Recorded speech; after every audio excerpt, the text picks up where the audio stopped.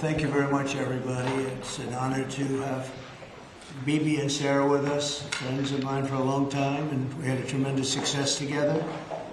And I think it will only go on to be even greater success in the future. So it's really nice to have you at the White House. It's nothing like the White House. And, it's great to have you both and all of your wonderful people. Ron, we've worked together for a long time.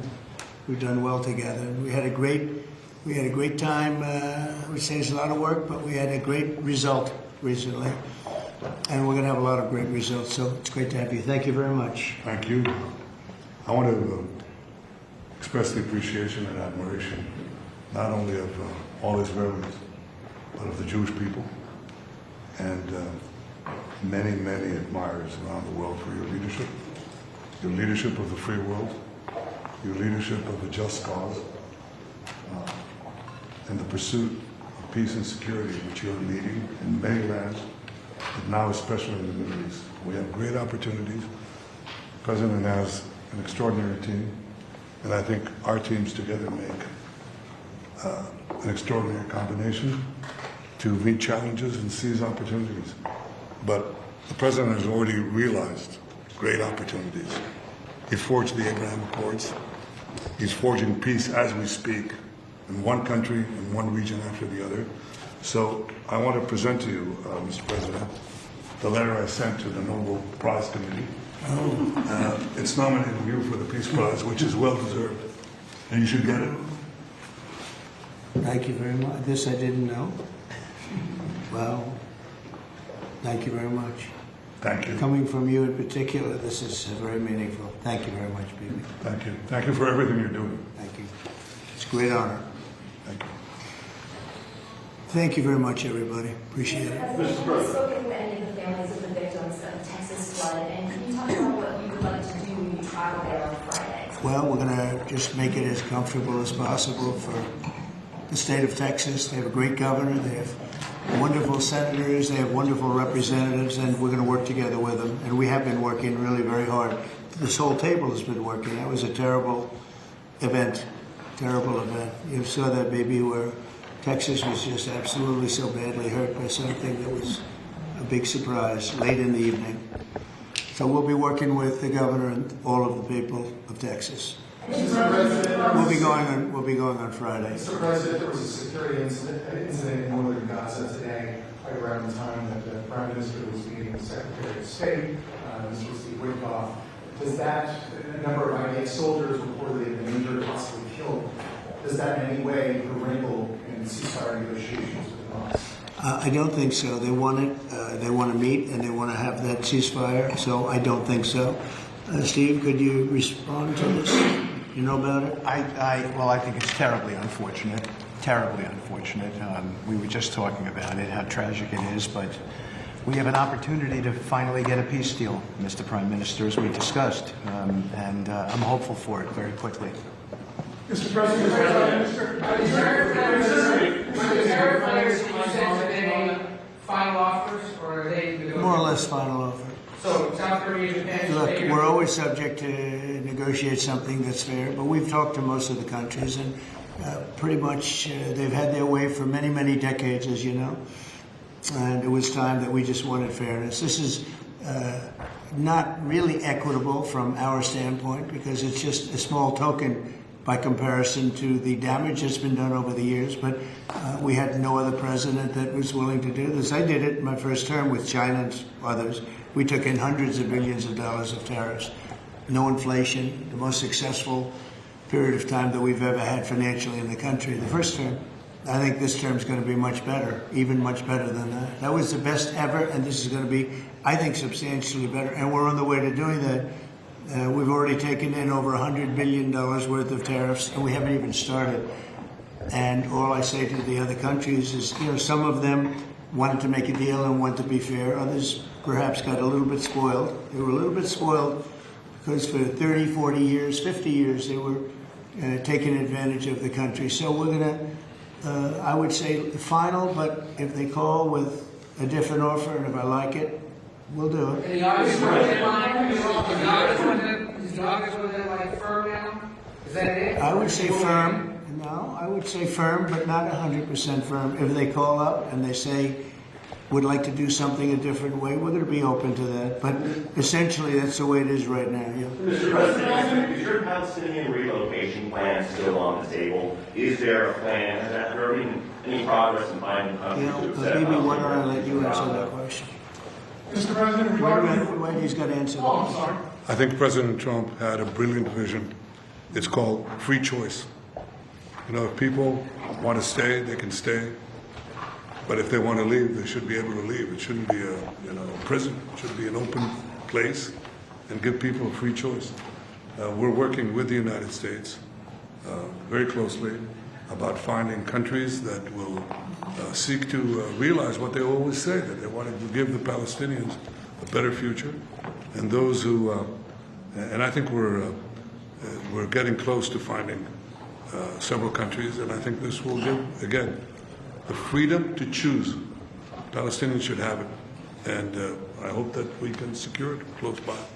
And we've had great cooperation from surrounding Israel, surrounding countries, great cooperation from every single one of them. So something good will happen. Brian, did you have Yes, something? Mr. President, you've mentioned before you want to go down as your legacy as a peacemaker. Are we in the last chapter of closing out peace amongst this conflict now and all the other ones that we're working on? Well, I hope so. Look, we did a job with India and Pakistan and Serbia, Kosovo, Rwanda, and the Congo, and this was all over the last 3 weeks or so, Marco, right? We did, and others that were ready to fight, and we stopped a lot of fights. I think a very big one, frankly, a very, very big one was India and Pakistan, and we stopped that over trade. We're dealing with India and we're dealing with Pakistan, and we said we're not going to be dealing with you at all if you're going to fight. And they were maybe at a nuclear stage, at both nuclear powers.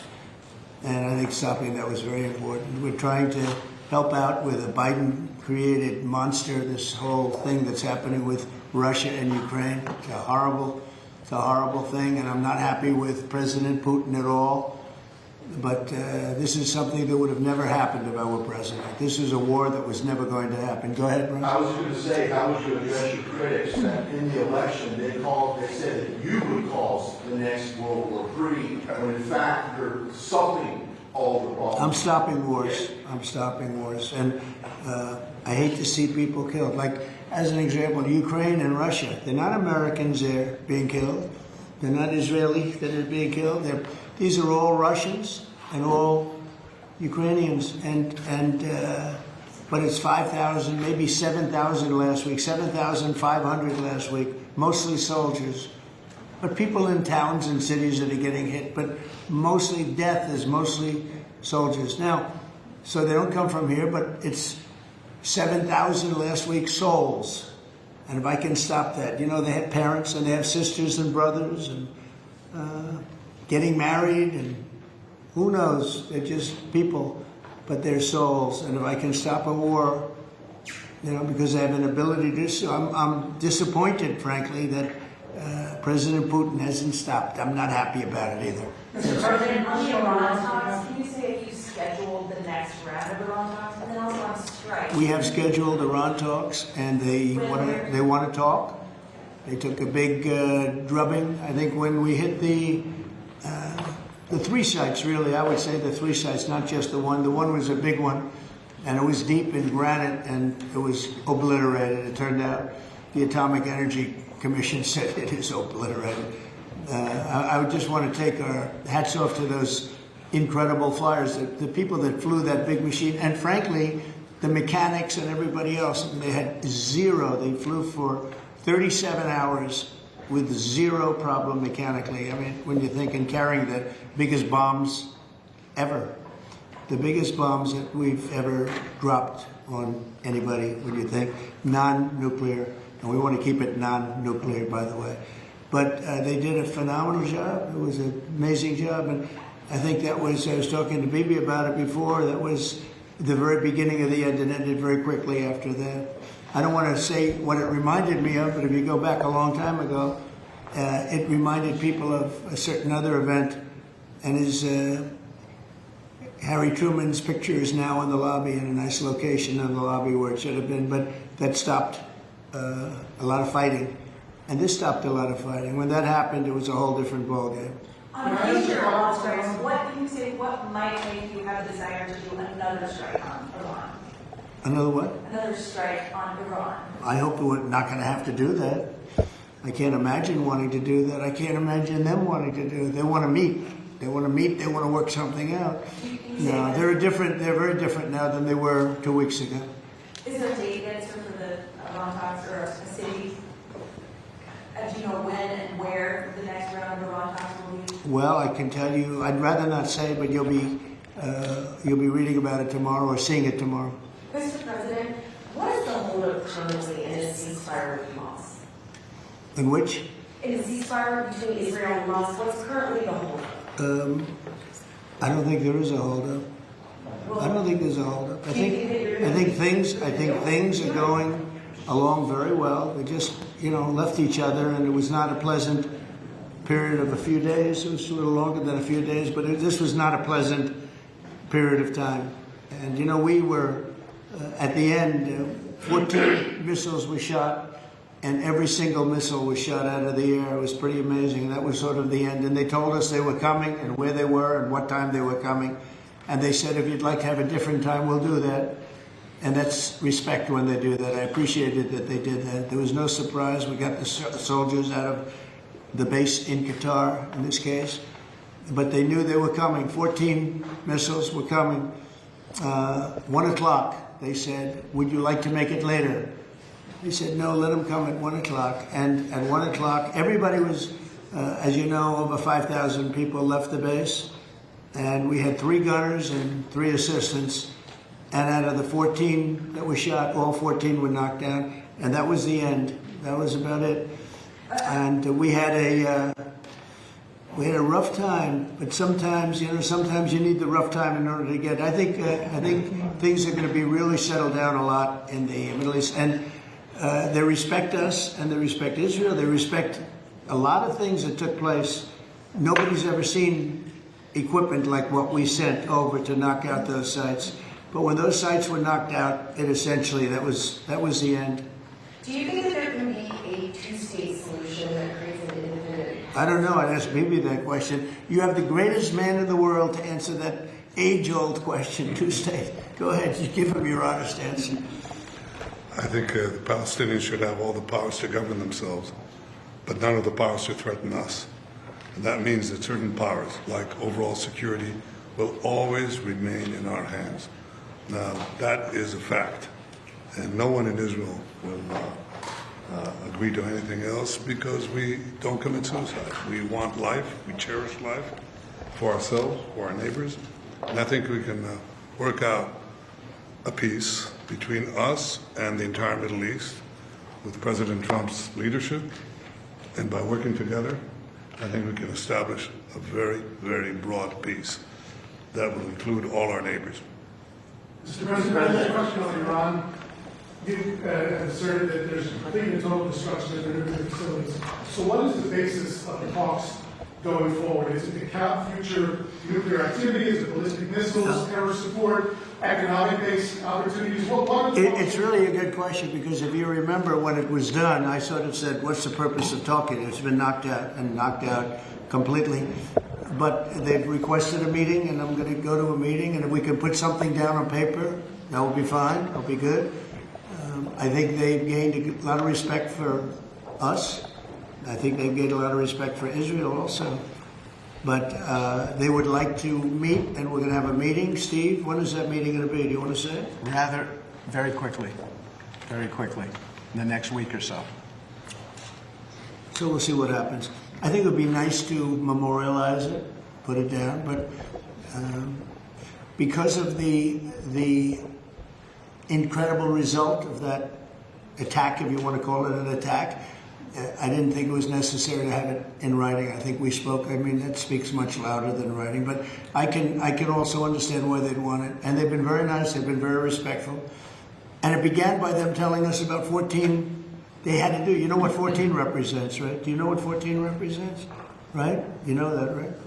The number of bombs dropped. So it was, representative. We got them all. Yeah, please, behind you, please. No, you. Oh, me?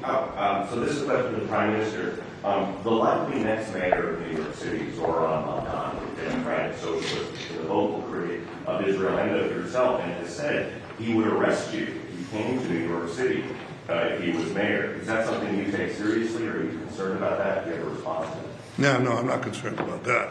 I'll get him out. Look, there's enough craziness in the world, but I guess it never ends. I mean, you have this is folly, and it's it's silly in many ways because it's just not serious. But what is serious is the question I was asked before. After October 7th, people said the Palestinians had a state, Hamas state in Gaza, and look what they did with it. They didn't build it up; they built down into bunkers, into terror tunnels. After which they massacred our people, raped our women, beheaded our men, invaded our cities and our towns and our kibbutzim, and did horrendous massacres, the kind of which we didn't see since World War II and the Nazis, the Holocaust. So people aren't likely to say, let's just give them another state, it'll be a platform to destroying Israel. We'll work out a peace with our Palestinian neighbors, those who don't want to destroy us, and we'll work out a peace in which our security, the sovereign power of security, always remains in our hands. Now people will say it's not a complete state, it's not a state, it's not that. We don't care. We've vowed never again. Never again is now. It's not going to happen again. So we'll see you in New York next year? Oh, well, look, I'm going to come there with President Trump, and we'll see how do you know who the mayor will be? I don't know that. Do you know that? He's going to be very fine, and who knows, we don't know who the mayor's going to be yet. But this is a communist. He's not a socialist, he's a communist. And he said some really bad things about Jewish people, and he said some really bad things about a lot of people. And I think he's going through a little bit of a honeymoon right now, but he might make it. But it all comes through the White House. He needs the money through the White House. He needs a lot. He's going to behave. He'll behave. He better behave, otherwise he's going to have big problems. But it's a philosophy that this country is not ready for, and it never will be. By the way, we have a man with us who thought this was going to be a very glamorous, easy job. He's the ambassador to Israel, Mike Huckabee, former governor, former everything. I'd say he's a former everything, and respected and loved by everybody. And he loves Israel. He loves the state of Israel, and nobody loves it much more. And he's not Jewish, and he loves Israel. And he wanted to be there. I said, Mike, it could be dangerous. No. Well, at least I was right about that. He was in every bunker you can be in. He was running around from bunker to bunker, but he's still with us, fortunately, and he's done a great job. Would you say a few words, Mike? Just want to say what an honor it is to serve you, Mr. President, and to see a historic horizon that we're looking at in the Middle East. And when the President made his trip to the Middle East, and then he really reached out to the new Syrian government, knowing they needed a partner, and knowing that they could pick the wrong partner. And what the President did, which took us all off guard, but the strategic move in that has set up something that is absolutely historic. And Mr. President, I don't even think you fully comprehend the impact that you're having on the region in a way that is so remarkable. And it was your leadership, your foresight, you did that. When the B-2s went in, the celebration, the sense of partnership that you gave with the Israeli people was so dramatic. But the message was bigger than to Israel. It was a message to the world. America's friends can trust us, but America's foes had better fear us. And that is a message that the President sent to everyone on the planet. And it is a message that will resonate toward a matter of peace, the likes of which I don't think we've ever seen. So, thank you. Great job, you did. Thank you. They love you over there. They respect him and they love him. It's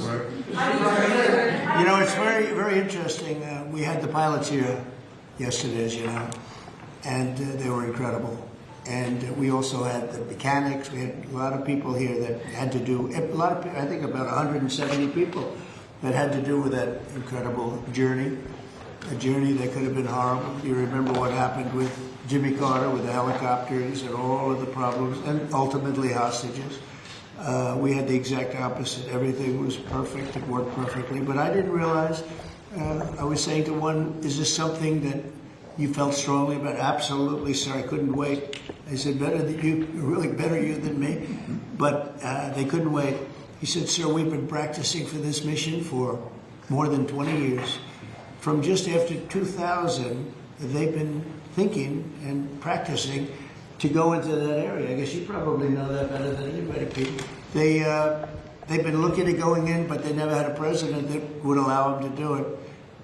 And perhaps right, perhaps wrong. I don't know if that's true or not, but I didn't realize they were preparing for that journey from just a little bit after 2000, the year 2000. And I was pretty amazed by that. They knew it. They knew every inch of it. And they came back and they said, we got it better than we ever did in practice. But they've been practicing for more than 20 years. Can you imagine? Yeah. On Ukraine, Mr. President, are you planning to send more weapons to Ukraine? We're going to send some more weapons. We have to. They have to be able to defend themselves. They're getting hit very hard now. They're getting hit very hard. We're going to have to send more weapons. Yeah, defensive weapons primarily, but they're getting hit very, very hard. So many people are dying in that mess. Mr. President, if the one big beautiful bill now signed into law by you, what would you like congressional Republicans to turn against? All they have to do now is talk about how good it is. The biggest tax cuts ever. No tax on tips, no tax on Social Security, think of it, no tax on overtime. From a business standpoint, the jobs are coming in like we've never seen them before. As soon as that was signed, there were 9 factories that announced that they were building the one-year deductibility, things that from a business standpoint you'd understand. The jobs that are being created. And one of the things that is, and this is also that, but it's also because of the tariffs, a tremendous success. We're taking in hundreds of billions of dollars in tariffs. One of the things that is so exciting is the number of companies and car companies where they're building plants. AI is the big thing. We have over $15 trillion announced already, and it's been, really, I would say it's been during the last 3 months, but we're here for a short period of time, and some administrations never had anywhere near that number for a whole term, probably for a whole 2 terms. But we're up to over $15 trillion coming into our country. There's never been anything like it anywhere in the world. There's never been an investment like that anywhere in the world. Look, I told this story, and I just told it to Bibi backstage. I was talking to him, and I said, the King of Saudi Arabia, smart guy. And also we went to Qatar, and we went to UAE. Really 3 strong leaders, smart guys. They all told me the same thing, and then that was reiterated at NATO just recently when we got back, where they agreed to spend $1 trillion a year, by the way, which is about 3 times what they were spending. But they all said the same thing. We thought your country was dead. Horrible term, right? We thought the United States of America was dead. And now you're presiding over the hottest country anywhere in the world. We're the hottest country in the world. I think Bibi would admit it, even hotter than Israel. Though Israel was pretty hot about a week ago, I can tell you, for the wrong reasons. But we are the hottest country in the world right now, and it happened faster than anybody thought possible.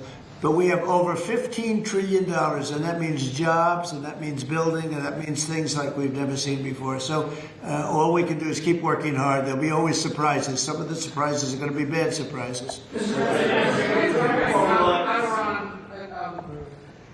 In your view, is the war between Israel and Iran over, or do those talks need to happen before you can? Well, I would say that the best man to answer that is the Prime Minister. But I will tell you that, in my view, I hope it's over. Yeah, I think Iran wants to meet. I think they want to make peace, and I'm all for it. Now, if that's not the case, we are ready, willing, and able. But I don't think we're going to have to be. But I think Bibi would answer that question very well. I think the partnership between Israel and the United States, the partnership between President Trump and me, produced a historic victory.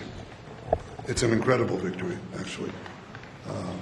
It brought the greatest capabilities of the United States that are matched with the great capabilities of Israel and the army of Israel, pilots of Israel, soldiers of Israel, and the Mossad.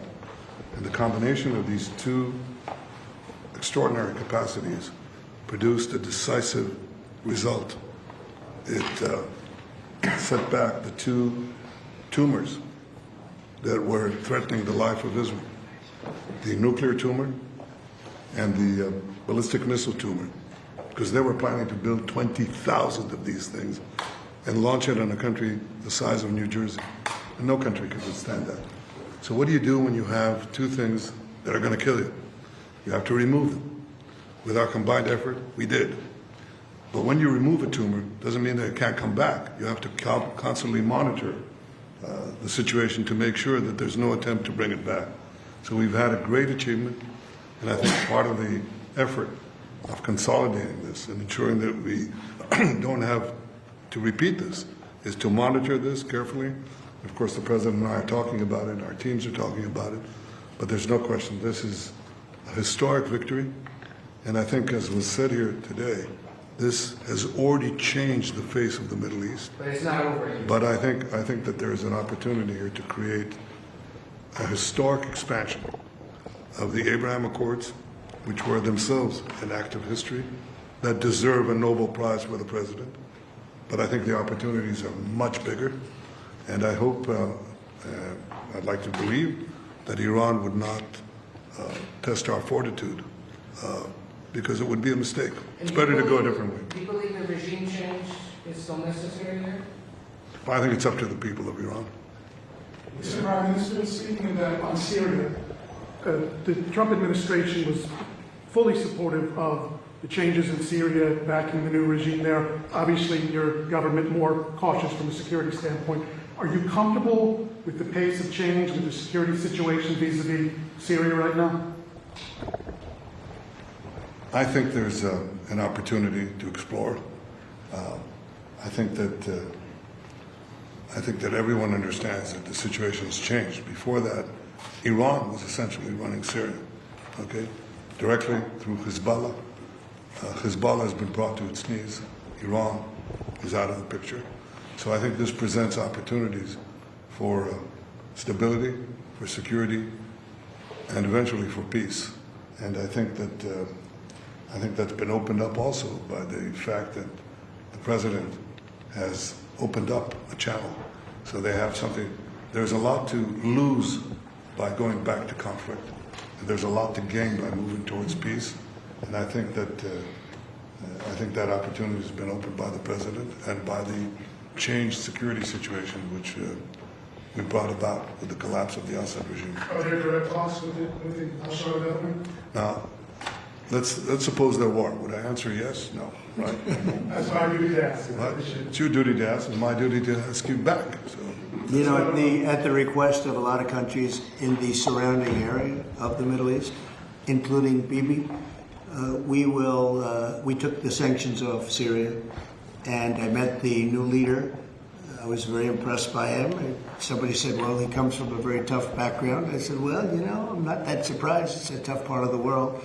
But I was very impressed by him. But we took the sanctions off because we want to give them a chance. They would never have had a chance without the sanctions. And one of the things we have with Iran is, you know, we have they call biting, they are very biting sanctions. And I would love to be able to, at the right time, take those sanctions off, give them a chance at rebuilding, because I'd like to see Iran build itself back up in a peaceful manner and not going around saying death to America, death to the USA, death to Israel, as they were doing. You know, they were the bully of the Middle East, and now they're not the bully anymore. But they were saying terrible things, and would like to see them. They have such potential. You know, they have the oil power, and they have great people, smart people, energetic people, amazing. And I know so many Iranians from New York. I have a lot of friends, and they're great people. So it's a shame when you see a thing like this happen. But I think that taking the sanctions off of Syria is going to give Syria a great shot at making it. Mr. President, I follow up with a congressional question. Are there any executive orders that you'd like to see Congress focus on when they come back in session? Do you have any that you prioritize to go first? Well, we've done a lot of them in the last, as you know, and I always say the great, big, beautiful bill. I add the word great. But it was the largest bill of its kind ever passed. We were talking about it before. It was beauty. But you know, a lot of the things that we did, executive orders, have been codified in the legislation that we just had passed. And we're going to be sending it a lot more over the next period of about 2 months separately. But a lot of it was part of that beautiful big bill. President, on tariffs, what happened to 90 trade deals in 90 days? Oh, we've spoken to everybody. We know it's all done. Well, I told you, we'll make some deals, but for the most part, we're going to send a letter. We're going to say, welcome to the United States. If you'd like to participate in the greatest, most successful country ever. I mean, we're doing better than ever. I don't think, and you're going to see these numbers soon. We've never had numbers like this. We've never had investment like this. We have more than 90. We're going to have much more than 90, but most of those are going to be sent a letter. This is exactly what I said. Now, we've made a deal with United Kingdom. We've made a deal with China. We've made a deal. We're close to making a deal with India. Others we met with, and we don't think we're going to be able to make a deal, so we just send them a letter. If you want to play ball, you have to. This is what you have to pay. So as far as I'm concerned, we're done. We're sending out letters to various countries telling them how much tariffs they have to pay. Some will maybe adjust a little bit depending if they have a cause. We're not going to be unfair about it. And actually, it's a small fraction compared to what we should be getting. We could be asking for much more, but for the sake of relationships that we've had with a lot of really good countries, we're doing the way I do it. But we could be getting a lot more. We could ask for a lot more than what we're asking for. What you say we're done because you're sending the letters to follow what Ed asked earlier.